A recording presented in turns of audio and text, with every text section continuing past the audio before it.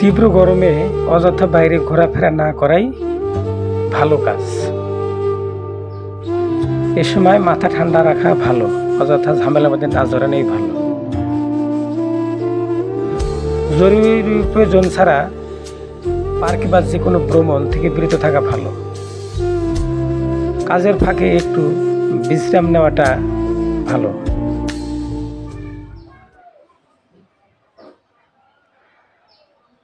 খোলামেলা জায়গায় অথবা বাতাস প্রবেশ করতে পারে এমন জায়গায় অবস্থান করা ভালো।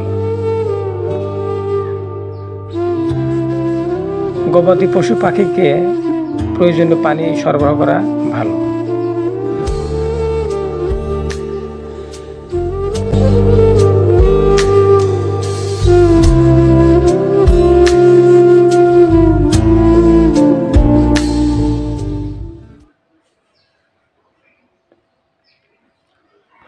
পরিমাণ মতো পানি খাওয়া ভালো। গরমে অতিরিক্ত পানির প্রয়োজন হয়।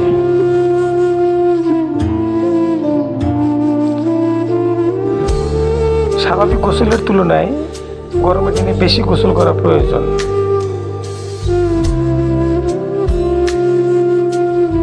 দিনে 2 বার বা তারও বেশি।